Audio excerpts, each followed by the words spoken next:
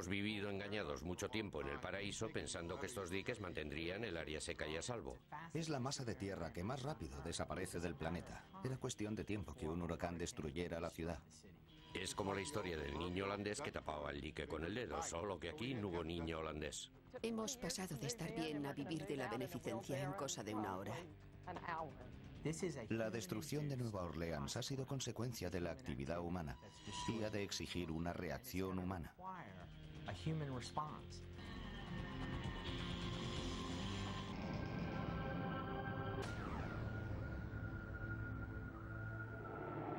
This is a large hurricane and it's getting larger and stronger, so this is going to have a big impact on the North Gulf Coast. We can see the storm just here in the last couple of hours, the last few frames here, starting to make just a little bit more of that northerly turn.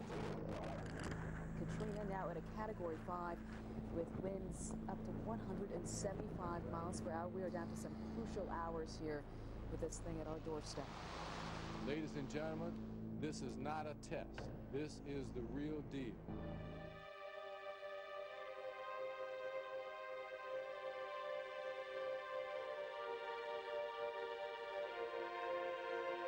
El 29 de agosto del 2005, Estados Unidos sufrió la peor catástrofe natural de su historia. Miles de personas desaparecieron y cientos, quizás miles, perdieron la vida. Los edificios quedaron reducidos a escombros. Las vidas se destruían en cuestión de segundos. Diría que es la peor catástrofe o conjunto de catástrofes que sin duda yo he conocido en la historia de este país. Cuando el huracán Katrina llegó a Luisiana como tormenta de categoría 4, el ojo pasó a unos 50 kilómetros de la ciudad portuaria de Nueva Orleans, no sin antes sembrar el caos en las comunidades de la costa del Golfo. There is no power, there's no food supply, there's no water supply. Y todo ello se predijo con mucha antelación. Meteorólogos, ingenieros, incluso el FEMA, el Organismo Federal de Gestión de Emergencias, en el 2001 puso un huracán sobre Nueva Orleans entre los 3 desastres más probables y devastadores a los que se enfrentaba el país. Los otros dos, un terremoto en San Francisco y un ataque terrorista en Nueva York. El 23 de agosto, 6 días antes de llegar el caos a la costa del Golfo, el Centro Nacional de Huracanes informó de que una depresión tropical se había formado sobre las Bahamas. El análisis de modelos numéricos, los modelos informatizados de la atmósfera, calculó su fortalecimiento y desplazamiento hacia la costa sudeste de Estados Unidos. Katrina tocó la costa junto a las grandes áreas metropolitanas del norte de Miami el 25 de agosto. Aunque no era en absoluto una tormenta tan grande como fue el huracán Andrew cuando asoló el sur de Florida en 1992, Katrina provocó miles de millones de euros en daños y dejó 11 muertos a su paso. Katrina atravesó el condado de Dade, yendo como hacia el oeste-suroeste. Surgió de la corriente de Florida. Los modelos y los meteorólogos del Centro Nacional de Huracanes proyectaron su rastro hacia el oeste, cruzando el sur de Florida hacia el Golfo de México, y 3, 4, incluso 5 días después cayeron en algún punto de la Florida occidental no peninsular. Entonces cruzó el Golfo, donde las aguas cálidas le inyectaron un chorro de energía que reanimó la tormenta y la convirtió en un huracán de categoría 5. Imaginemos un combustible de alto octanaje. El combustible del huracán es el calor del mar. Cuanto más cálido sea, más fuerte puede llegar a ser. Sabíamos con antelación que la temperatura de la superficie del mar pasaba de los 30 grados y que Katrina avanzaba despacio, con mucho tiempo para fortalecerse hasta el punto de alcanzar una categoría importante en la escala Saffir-Simpson, 3, 4 o 5. Y dado que la tormenta se encontraba sobre las aguas del Golfo, rodeadas de tierra, los efectos iban a dejarse sentir sobre alguna porción de costa. ¿Su próximo destino? Algún punto entre el sudeste de Luisiana y la zona no peninsular de Florida. Precisamos la zona de destino en el área de Nueva Orleans, Mississippi, unas 60 horas antes de que ocurriera. Ladies and gentlemen, I wish I had better news for you. We are facing a storm that most of us have feared. Every person is hereby ordered to immediately evacuate the city of New Orleans. We cannot stress enough the danger this hurricane poses to Gulf Coast communities. I urge all citizens to put their own safety and the safety of their families first by moving to safe ground. Category 5. Category 5, you're right. I am worried, but there's nothing I can do about it but pray. Para quienes no podían irse, la ciudad abrió 10 refugios, entre ellos el Superdome, e instó a la población a llevarse allí suministros para de 3 a 5 días. Hubo cerca de 10.000 refugiados. Se ordenó la evacuación obligatoria de las áreas bajas de las afueras de la ciudad. Muchos habitantes temían dejar sus hogares. Otros querían salir, pero no tenían modo de hacerlo. El ojo de la tormenta parecía dirigirse directamente a Nueva Orleans, una ciudad con una geografía peligrosa y singular. Cuando un huracán se cierne sobre Nueva Orleans, se empieza a hablar muy despacio y con la voz muy baja.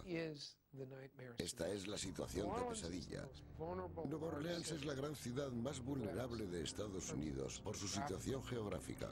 La ciudad de Nueva Orleans está en una cuenca con una cota media de 1,5 metros bajo el nivel del mar. En el exterior hay un dique protector que no es más que un muro que rodea la ciudad. En el lado norte se encuentra el lago Pontchartrain, cuyas aguas se encuentran más o menos al nivel del mar. Todos sabían que si los diques se rompían bajo el peso de la crecida, se produciría una catástrofe. Cuando Katrina cruzaba el Golfo hacia Nueva Orleans, yo lo vi. Me sentí mal porque conocía la destrucción que iba a causar si seguía ese curso. La última gran tormenta que se abatió sobre la ciudad fue el huracán Camille en 1969. Este produjo grandes daños a las comunidades costeras del este, aunque Nueva Orleans se salvó. La diferencia entre Camille y Katrina ha sido, en primer lugar, que la fuerza de Camille fue mayor. Fue una tormenta de categoría 5. Cayó junto a la bahía de San Luis, es decir, un poco más hacia el este, lo cual redujo la cantidad de los vientos y tormentas que tuvo que sufrir Nueva Orleans. Camille fue más potente, pero más compacto. La tormenta a la que Katrina se ha parecido más en cuanto a tamaño fue el formidable huracán Betsy de 1965. Ambas tormentas han sido muy grandes, más de lo normal. El huracán Katrina tenía un diámetro de unos 670 kilómetros. El huracán Betsy se extendió sobre una área muy amplia. Sin embargo, ambos fueron capaces de producir una doble crecida, del lago Pontchartrain y del Golfo de México hasta la ciudad, la cual se inundó en grandes porciones. El cuerpo de ingenieros predijo que los diques resistirían frente a una tormenta de categoría 3 como fue Betsy en 1965. Y Betsy ha estado muy presente en la cabeza de los ciudadanos de Nueva Orleans hasta que llegó Katrina en 2005. Betsy fue un punto de referencia. No el peor de los casos, pero sí una mala tormenta. Mató a docenas de personas e inundó parcialmente la ciudad. Cuando Katrina llegó a Nueva Orleans era un categoría 4 que venía de ser categoría 5. Unas 6 horas después de bajar de categoría, Katrina parecía dirigirse en línea recta a Nueva Orleans. Había perdido parte de su fuerza, aunque aún llevaba vientos de los 125 kilómetros por hora que destruían edificios a su paso, inundaban las calles con las crecidas y tenían unos vientos tan fuertes que estuvieron a punto de arrancar el techo del Superdome. Cuando la tormenta varió ligeramente de rumbo, la ciudad notó un gran alivio. La ciudad de Nueva Orleans no sufrió toda la ira de la tormenta, pues esta giró hacia el este justo al acercarse a la ciudad y la pasó de refilón. Por suerte, Nueva Orleans no se llevó la peor parte de la crecida. Las mayores inundaciones se produjeron en Biloxi y Mobile Bay, donde hemos visto un nivel de destrucción tremendo, con aguas que parecían encontrarse a unos 7 u 8 metros sobre el nivel del mar. Las últimas 12 horas antes de la llegada suelen ser las más imprecisas en cuanto a velocidad y dirección del viento y posibles sucesos. Solo queda esperar que continúe el mismo camino. Sin embargo, en cualquier punto cercano al centro de la tormenta, como estábamos nosotros, se produjo una devastación total.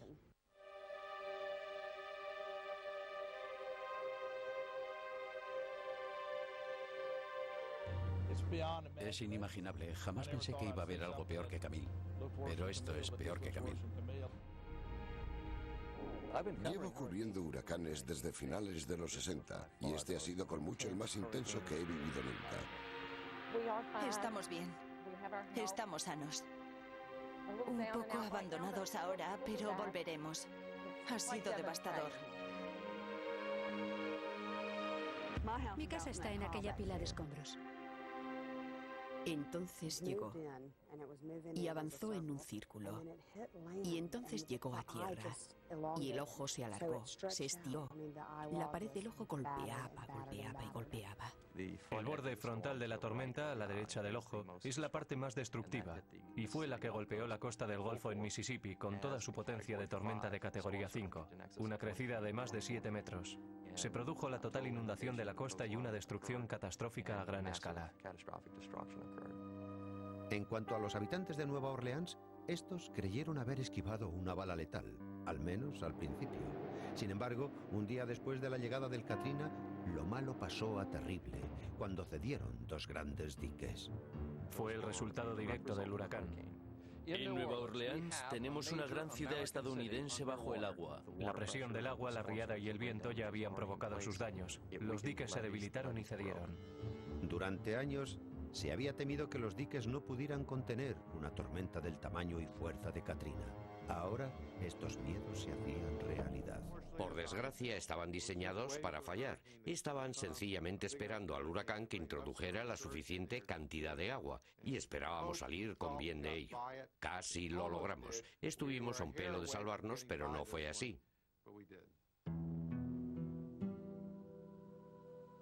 No hizo falta más que un día tras la ruptura de los diques para que se inundara el 80% de Nueva Orleans. En partes de la ciudad la profundidad del agua era de hasta 6 metros.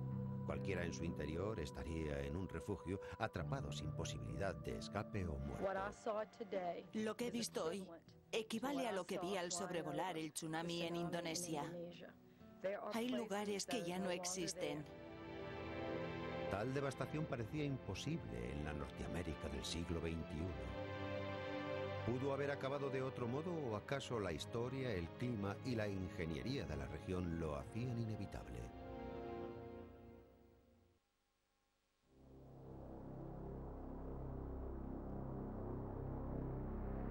El huracán Katrina casi ha destruido la ciudad más exuberante de Estados Unidos.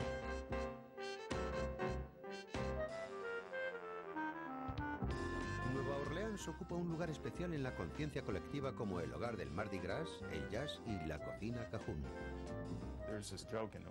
Circula un chiste por Nueva Orleans sobre una mujer que gana el premio de ir al lugar a donde más desea ir en el mundo. Y dice, sí, pero ya estoy aquí.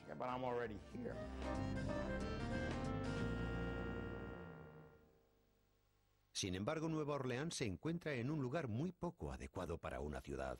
Gran parte del terreno fue en otro tiempo un pantano infestado de mosquitos e inundado regularmente por el Mississippi y las tormentas.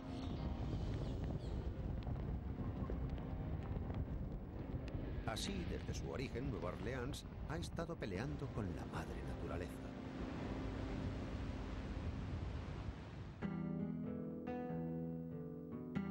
En 1718 los franceses buscaban un lugar en la parte baja del Mississippi para fundar una ciudad portuaria. El lugar natural habría sido la desembocadura del río, donde este se encuentra con el Golfo de México. Todos los grandes ríos desembocan en grandes ciudades. Shanghái tiene el Yangtze, Londres el Támesis, Ámsterdam está en la boca del Rin, etc. Sin embargo, el Mississippi es un gigante comparado con cualquiera de esos.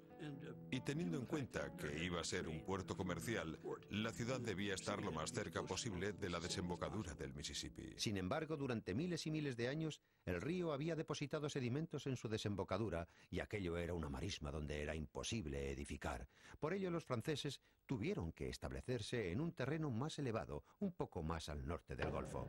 Los fundadores de Nueva Orleans se encontraron con un dique natural, un terreno elevado en el que cuando el agua rebosa, deposita el material y con el tiempo creció hasta convertirse en una gran ribera. Los diques naturales de los primeros días eran los mejores lugares, en realidad los únicos donde se podía construir algo. Fue tremendamente lógico emplazar Nueva Orleans donde se emplazó. Era el terreno relativamente elevado más cercano a la desembocadura del Mississippi. La mercancía se transporta en barcazas. Se envían río abajo a diferentes lugares, pero si se quería enviar a algún punto del país o del mundo, había que bajar todo el río Mississippi. Resultó ser un sitio a donde todos iban a parar. La ciudad tomó su nombre del gobernante de Francia, el duque de Orleans. Podríamos decir que era la capital del delta del Mississippi. En el siglo XVIII, Nueva Orleans atrajo a comerciantes de pieles, navieros, granjeros, y todos compartían un mismo problema: cómo mantenerse ellos mismos y a su negocio lejos del agua. Cuando se fundó la ciudad en 1718, los buenos ciudadanos franceses que la hicieron construyeron un dique de 90 centímetros. En 1722 quedó totalmente destruido por un huracán y una riada.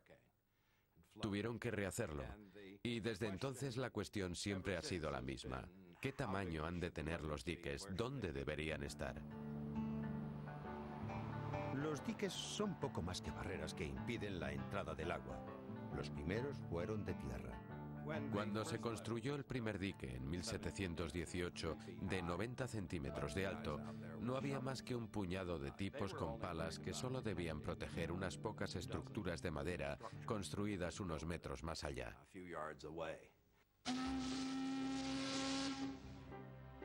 Sin embargo, a principios del 19 ya se habían construido 80 kilómetros de diques por el Mississippi.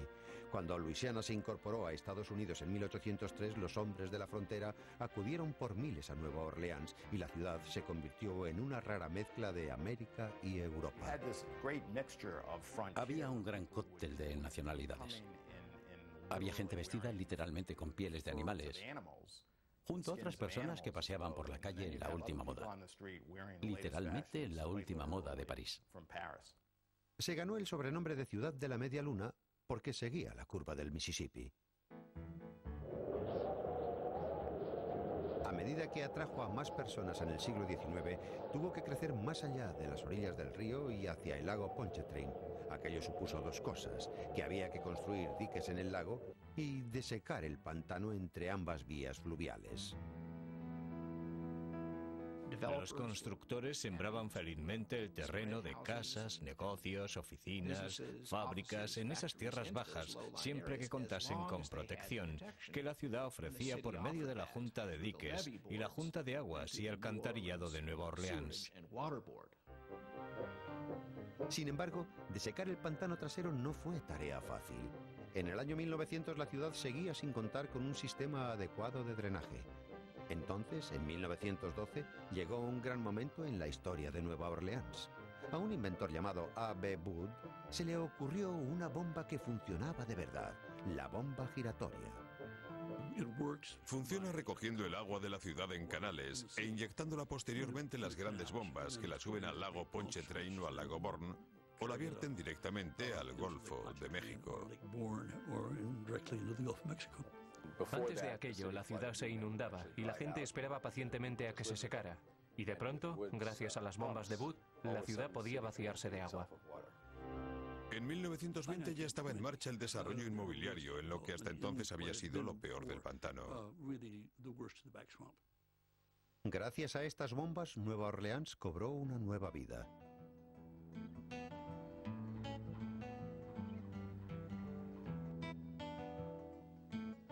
Todavía hoy Nueva Orleans depende de sus bombas y diques para secarse.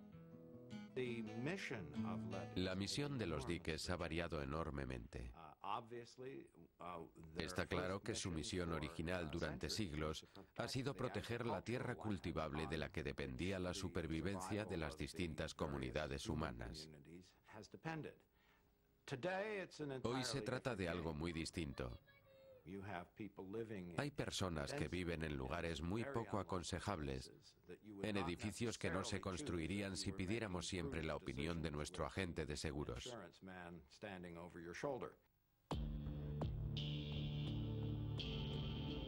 Lo que complica realmente las cosas a los protectores contra riadas del área de Nueva Orleans es que su tarea no consiste simplemente en mantener a raya al río Mississippi y al lago Pontchartrain. Existen canales que deben mantenerse a través de la ciudad, canales de drenaje o canales navegables. Por eso hay que contar con diques para esas pequeñas vías fluviales. Con el tiempo la ciudad incorporó diques de hormigón y los diques de tierra originales se modifican constantemente, como una casa que nunca se termina. Con el tiempo, todo tipo de materiales acababa allí en el intento de construir un muro que alejara las riadas causadas por las lluvias de primavera, las inundaciones del Mississippi y también las tormentas. Irónicamente, estos añadidos han acabado bajando los diques. Al construir sobre los diques se les añade más peso y se hunden ostensiblemente por ese punto, por lo que es un trabajo sin fin tratar de mantener cierta altura en el dique, que no es más que un muro que rodea Nueva Orleans para protegerla de las riadas.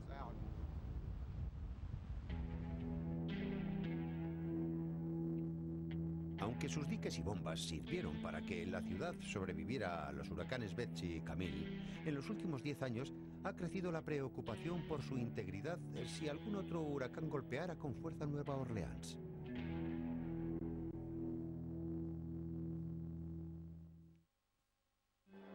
Mucho antes de que Nueva Orleans quedara empapada en una tumba de agua, la ciudad literalmente ya se hundía. Durante siglos el río Mississippi ha fluido hasta el delta, creciendo cada primavera. Un suceso normal y natural en un río de sus características. Y dejaba cantidades enormes de sedimentos en las marismas de alrededor.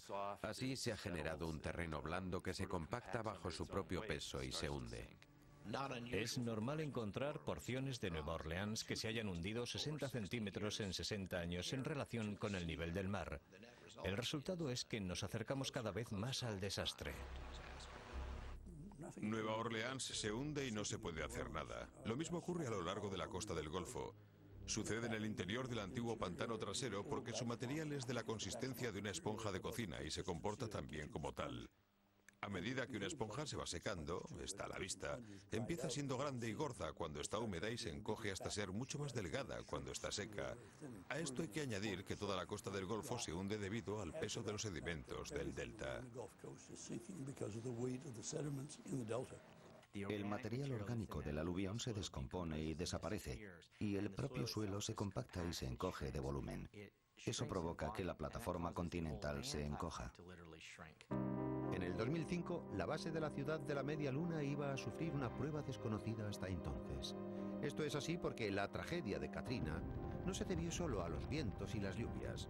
Todo el ecosistema erosionado del delta del Mississippi ha tenido que ver. Ni siquiera es del todo correcto llamarlo desastre natural, porque el ser humano ha desempeñado un papel decisivo en la preparación de este desastre. Han sido consecuencias inducidas por la actividad humana lo que ha destruido Nueva Orleans. Las perforaciones petrolíferas frente a la costa del Golfo han sido un factor humano que ha desestabilizado las bases del suelo. La costa se vio atravesada por oleoductos y canales para atender con más facilidad a las torres de petróleo situadas frente al Golfo. Todo lo cual penetra en las marismas e introduce agua salada, la cual ha acelerado en gran medida la erosión costera. Cientos de kilómetros cuadrados de tierra han desaparecido ya en el mar. Por eso, las marismas han ido desapareciendo del sur de Luisiana y las islas barreras se han fragmentado. Lo que sucede es que en el Golfo de México, que solía empezar como a 160 kilómetros de Nueva Orleans, debido a la erosión de las marismas y a la erosión del delta, el mar se acerca cada vez más a la ciudad. Como resultado, Nueva Orleans es ahora mucho más vulnerable a un huracán que durante los tiempos de Camille y Betsy. La costa entera era como una barbilla esperando junto al Golfo de México que llegara el guante demoledor. Y cuando llegó el guante de Katrina, no fue un puñetazo solo, sino dos. El hundimiento de las Islas Barrera facilitó el paso a tierra de la tormenta y los humedales erosionados y edificados allanaron el camino a la crecida mortal tras el paso de Katrina, ampliando la destrucción. No son capaces de absorber la fuerza de un huracán. La primera defensa contra una crecida del mar son estas islas barrera que hacen de contención, y posteriormente hay kilómetros y kilómetros de humedales que también absorben el agua y frenan la crecida. Sin embargo, cada vez hay más mar abierto cuyo único efecto es el de conducir las olas al interior. Nueva Orleans centró sus esperanzas en contener a Katrina con los diques que protegían la ciudad. Sin embargo, la erosión del delta hacía que los diques fueran más vulnerables a la destrucción. Si miramos un mapa de Nueva Orleans, tendemos a verlo de sur a norte y percibimos el mar como un tigre al acecho. La fuerza capaz de anegar las zonas bajas de Luisiana. El enemigo a las puertas. Y entonces ocurrió lo que expertos en catástrofes habían predicho hace tiempo. Algunos diques rebosaron. Hemos vivido engañados mucho tiempo en el paraíso pensando que estos diques mantendrían el área seca y a salvo, pero solo era cuestión de tiempo. Esperábamos que tardara más. Gran parte de Nueva Orleans se encuentra entre 1,80 y 3,70 metros bajo el nivel del mar. Otras áreas pobladas bajo el nivel del mar han modernizado sus sistemas de diques añadiendo fuertes muros duplicados. Aquí en Nueva Orleans solo teníamos una débil línea cuyas especificaciones técnicas eran obsoletas y que no era de hormigón reforzado. Se componía de todo tipo de materiales, desde barro a troncos de madera, hormigón, escombros, sacos de tierra y lo que se nos ocurra. Incluso unos diques de hormigón podrían haber fallado. El hormigón y el acero no sirven de mucho si los cimientos se desintegran. Eso es lo que vimos en el desastre de Katrina, que una estructura tiene la misma fuerza que su base. El cuerpo de ingenieros a veces usaba el término diques degradados. Otras personas decían diques fallidos. La razón más probable del fallo de los diques que cedieron con Katrina fue que el agua rebosó por encima y creó una pequeña cascada al otro lado que erosionó el suelo. Entonces los cimientos se debilitaron y estas estructuras superiores de acero y hormigón en forma de T invertida podían oscilar libremente hasta desmoronarse. No hace falta más que eso.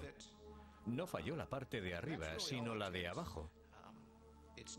El punto débil del sistema, en este caso de los diques, fue el lecho de tierra bajo el acero reforzado de arriba.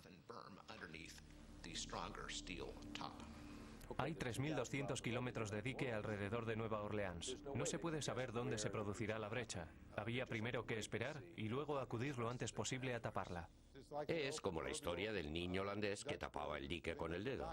Solo que aquí no hubo niño holandés. Eso fue lo malo. Porque cuando el agua llegó a Nueva Orleans, los diques admitieron solo lo que les permitió su propio diseño. El sistema de diques se diseñó para resistir un huracán de categoría 3. Y se podría decir, en fin, históricamente, este área ha sufrido huracanes mayores. ¿Cómo pueden vivir así? Sin embargo, se había predicho hace tiempo que algún día un huracán de categoría 4 como Katrina asolaría la costa del Golfo. Si pagamos un dique de categoría 3, recibimos protección de igual categoría. Lo único posible para prevenir desastres como Katrina es construir diques más altos alrededor de la ciudad.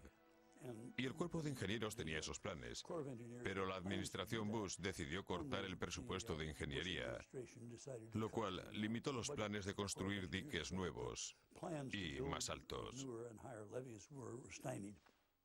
Aunque carecían de fondos para planes, las autoridades del Estado, los científicos y los ingenieros buscaron elaborar un plan de protección a gran escala. Lo llamaron Costa 2050, un enorme proyecto de obras públicas diseñado para desbaratar la acción de un Katrina, pero tenía un precio. El Estado se dirigió al gobierno federal, fue al Congreso a pedir ayuda.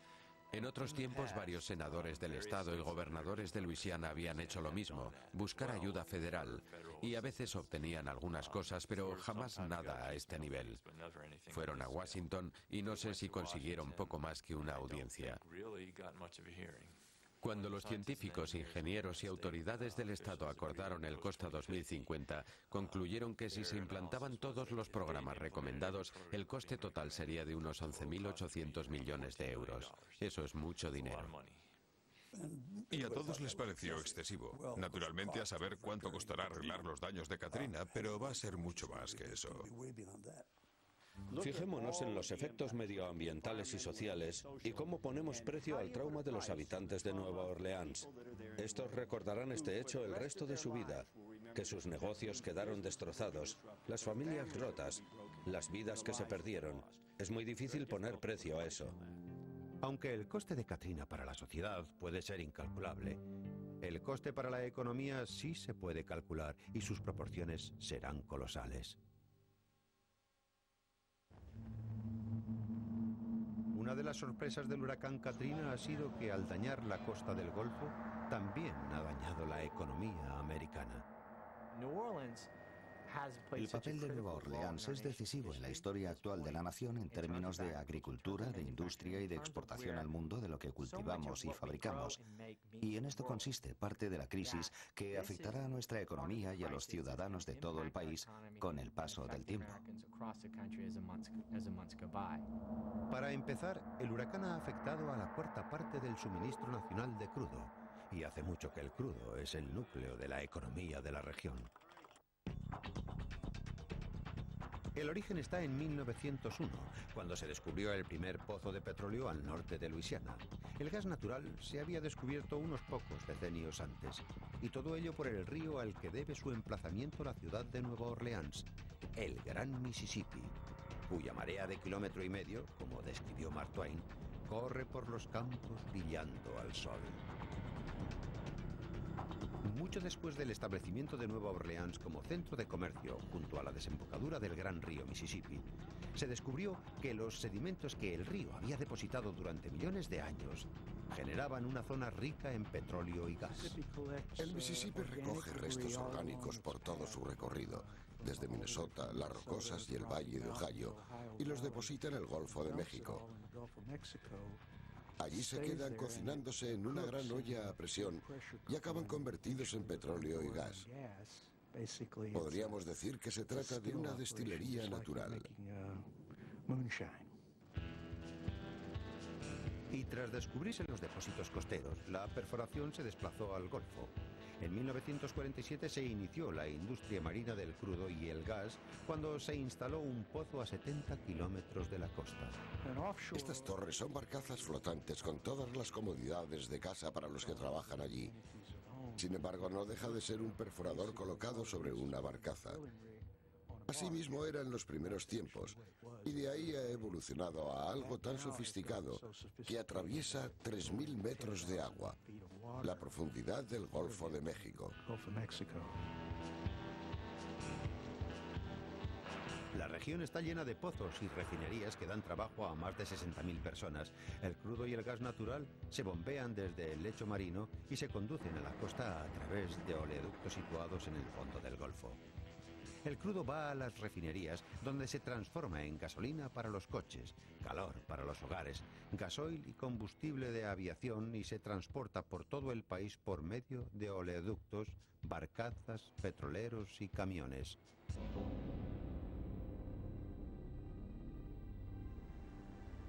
Las refinerías se pararon en seco debido al Katrina.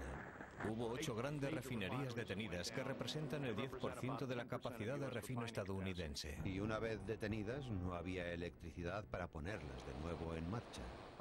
Los oleoductos no se cortaron ni nada. Perdimos toda esta energía. Y de eso nadie se da cuenta debido a que la cadena de suministros exige que todo dependa de tener electricidad. Y hace falta mucho más vapor para volver a poner en marcha la industria del crudo. La cantidad de personas, construcciones, helicópteros, barcos y todo lo demás que hace falta para restaurar el sistema batiría un récord histórico. Por ello, ningún mercado de la energía es capaz de arreglar inmediatamente los problemas. Me recuerda a una calamidad bíblica, porque es algo así. No se parece a nada visto en un siglo. El consumidor acusó el golpe cuando la gasolina subió más de 60 céntimos por litro en los días siguientes al huracán. Es un clásico choque energético. Estos choques afectan directamente al consumidor, y el consumidor estadounidense ha recibido el golpe en forma de precio récord de la gasolina y lo que van a ser unos costes muy caros de gas de calefacción. Se producirá un efecto dominó en la economía. El crudo, en realidad, se utiliza más el gas natural que crudo en la fabricación de productos petroquímicos. Está en los plásticos, en casi todo lo que hacemos y usamos. Los refrescos subirán como resultado de la tormenta. El precio de algunos componentes informáticos. Las medicinas y equipos médicos subirán debido a la tormenta.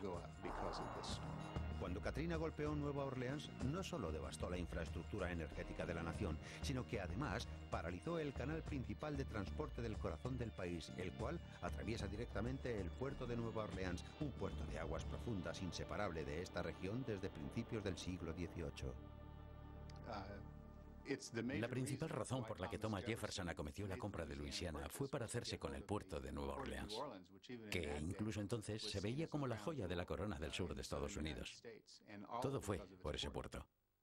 Si nos fijamos en la forma geográfica de la zona, tenemos delante un puerto natural. Han sido unas instalaciones importantes para todo tipo de artículos que pasan por el lugar, no solo el crudo y el gas natural. Nueva Orleans es el cuarto puerto más grande del mundo. Suministra alrededor de un cuarto de los alimentos marinos de Estados Unidos y más de un cuarto de su café. Y según se acerca a la estación de la cosecha, los granjeros pueden recibir un duro golpe.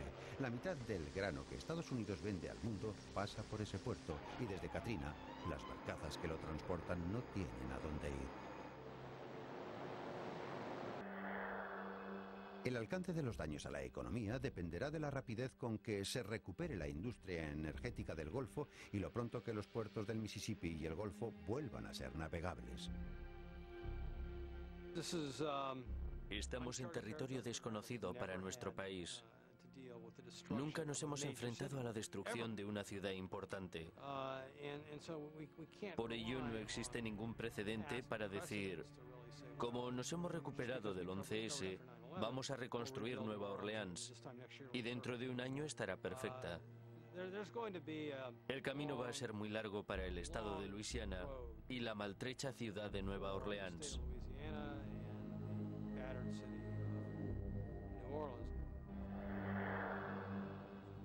El huracán Katrina se ha convertido en el desastre natural más costoso de la historia de Estados Unidos. El efecto económico total de la tormenta sigue creciendo. Según los expertos, superará los 100.000 millones de euros. Ahora la pregunta es, ¿qué puede hacerse para evitar que la destrucción de Katrina vuelva a producirse?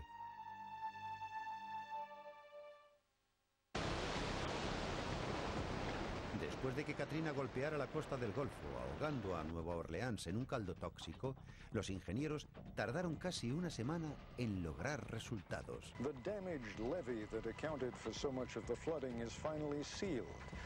Se arrojaron con helicópteros cientos de sacos de arena del tamaño de elefantes para cerrar la brecha de 140 metros en el canal de la calle 17 y la de 90 en el canal de la avenida de Londres al este.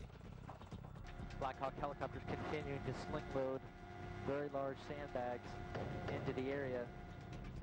Con esas barreras, al menos temporalmente reparadas, los ingenieros pudieron volver a poner en marcha algunas de las centenarias estaciones de bombeo para iniciar la enorme tarea de drenar el agua de la ciudad y devolverla al lago Pontchartrain.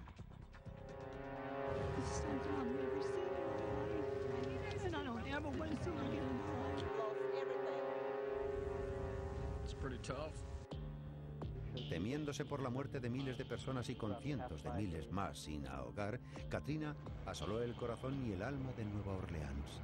La limpieza de la ciudad y del resto del maltrecho litoral iba a costar años y muchos miles de millones de euros. Una vez seca las calles, retirados los escombros y descontaminada la ciudad, queda una tarea aún mucho mayor.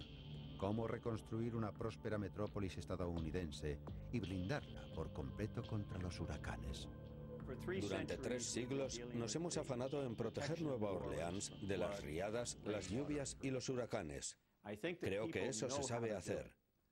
La cuestión es si estamos dispuestos a invertir en lo que traiga un nivel más alto de protección a Nueva Orleans.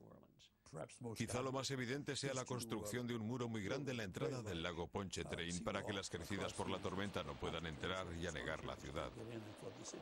Si tuviéramos un sistema interno de diques que aislara zonas concretas de la ciudad, al romperse un dique solo una porción de la ciudad se inundaría, las otras quedarían a salvo. Al igual que en los compartimentos estancos de un barco, si un área se inunda, el barco no se hunde.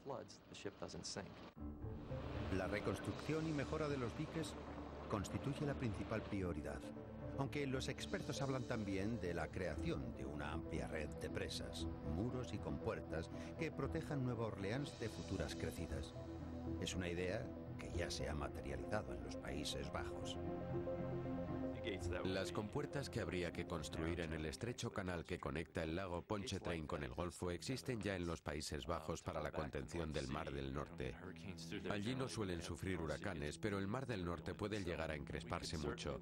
Sin duda podremos aprender de lo que ya se ha hecho en Holanda y otras áreas del mundo para aprender a proteger a todo un delta de la acción del mar. El sistema construido en los Países Bajos ha tardado en hacerse más de 20 años y ha acortado la costa en más de 640 kilómetros. Sin embargo, tan importante como la construcción de barreras artificiales será restaurar las naturales que ya han desaparecido.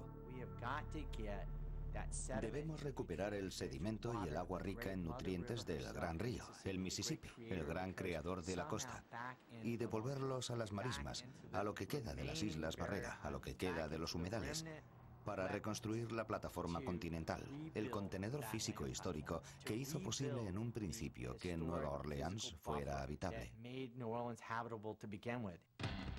La reconstrucción de los humedales podría tardar decenios, y puede que no baste para proteger a la región de otro ataque devastador.